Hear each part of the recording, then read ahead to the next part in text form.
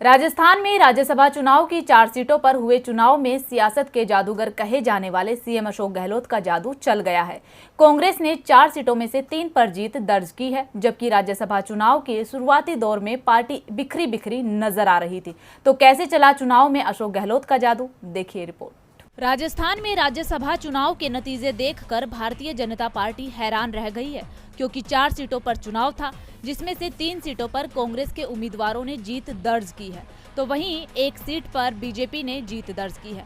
कांग्रेस ने मजबूत रणनीति के साथ, मजबूत किलेबंदी के साथ बीजेपी को मात दी है। कांग्रेस ने चुनाव से 2 दिन पहले ही पूरी मजबूती के साथ अपनी पार्टी और समर्थित निर्दलीय विधायकों के साथ ही छोटी पार्टियों के विधायकों की बाड़ेबंदी कर दी थी।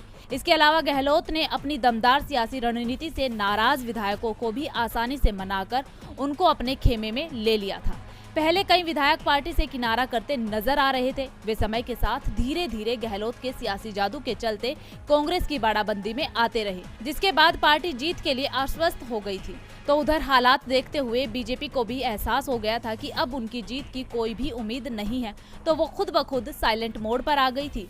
वहीं जीत के बाद सीएम अशोक गहलोत ने कहा कि ये शुरू से ही स्पष्ट था कि कांग्रेस के पास 3 सीटों के लिए जरूरी बहुमत है, लेकिन बीजेपी ने एक निर्दलीय को उतारकर हॉर्स ट्रेडिंग का प्रयास किया। हमारे विधायकों की एकजुटता ने इस प्रयास को करारा जवाब दिया है।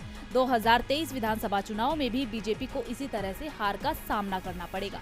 यानी कि कांग्रेस 3 सीटें जीतने के बाद गहलोत का कद एक बार फिर बढ़ गया है और मजबूत होकर उभरे हैं। कांग्रेस की इस जीत ने बता दिया कि आखिरकार कांग्रेस आलाकमान क्यों गहलोत पर इतना भरोसा करते हैं।